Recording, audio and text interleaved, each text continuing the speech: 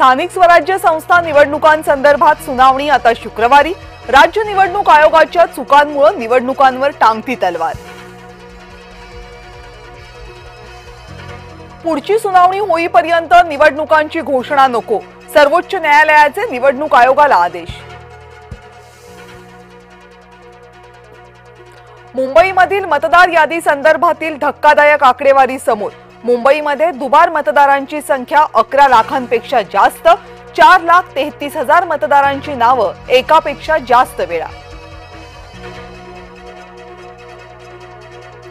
नांदेडमधील मतदार यादीत पश्चिम बंगालचे मतदार, एकाच घर क्रमांकावर 50हून जास्त मतदारांची नोंद, घर क्रमांक नसलेल्या मतदारांची ही संख्या मोठी। पिंपरी चिंचवडमध्ये महाविकास आघाडीकडून प्रारूप मतदार यादीची होळी। मतदार यादीत दुबार मतदारांची नावं असल्याचा दावा, मतदार यादीची होळी करून नोंदवला निषेध।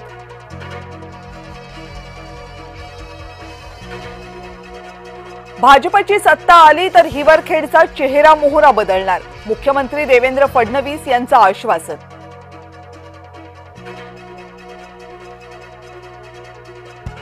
गोंदियावर भगवा फडकवणार, विकास निधी कमी पडू देणार नाही, उपमुख्यमंत्री एकनाथ शिंदेंचं आश्वासन।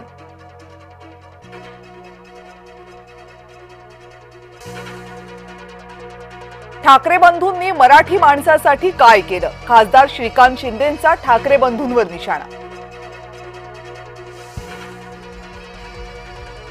उद्धव ठाकरेंनी घेतली संजय राऊतांची भेट, राऊतांच्या तब्येतीची केली विचारपूस। चव्हाण प्रचार करायला सिंधुदुर्गात येत आहेत, हरल्यावर कुठे तोंड दाखवणार, रवींद्र चव्हाणांवर निलेश राणेंची टीका। भाजपलाच मतदान करा, मुख्यमंत्री देवेंद्र फडणवीस यांचं वक्तव्य।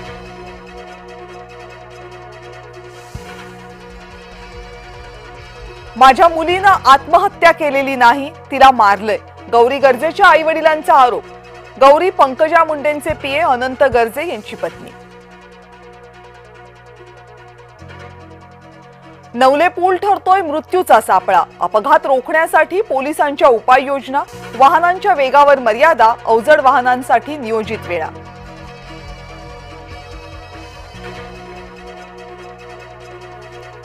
आयआयटीच्या नावामधील बॉम्बे तसंच ठेवा, केंद्रीय मंत्री डॉक्टर जितेंद्र सिंग यांचं वादग्रस्त वक्तव्य।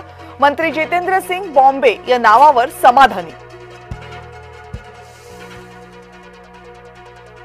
स्टँडअप कॉमेडियन कुणाल कामरा पुन्हा एकदा चर्चेत, आरएसएसचा टी शर्ट घातलेला फोटो केला पोस्ट। कामरासारखे लोक भुंकण्याचं काम करतात, भाजपचं प्रत्युत्तर।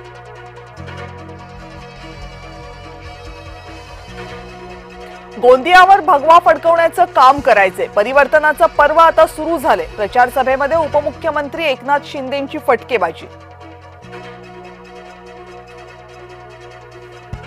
कोल्हापूरमध्ये डिजिटल अरेस्टद्वारे 63 लाखांचा गंडा, सेवानिवृत्त अधिकाऱ्याची आर्थिक फसवणूक, गुन्हा मागे घेण्याचा आमिष दाखवत गंडवलं। पिंपरीमधल्या शाळेमध्ये काळी जादू केल्याचा आरोप, शाळेच्या आवारात लिंबू आणि कुंकू आढळल्यानं खळबळ। टाकवे न्यू इंग्लिश स्कूलमधला धक्कादायक प्रकार। वर्ध्याच्या खुर्सापार जंगलात वाघांची दहशत, वनविभागाला 30 डिसेंबरपर्यंत जेरबंद करण्याची परवानगी। श्रीराम मंदिरावर दिमाखानं पुन्हा फडकला धर्मध्वज, धर्मध्वजाची पुनर्स्थापना म्हणजे रामराज्याची ओळख, पंतप्रधान नरेंद्र मोदी यांनी सांगितली धर्मध्वजाची महती। अयोध्येमध्ये पंतप्रधान नरेंद्र मोदींकडून सप्त मंदिरात अभिवादन, धर्मध्वज पुनर्स्थापनेसाठी पंतप्रधान नरेंद्र मोदींची उपस्थिती।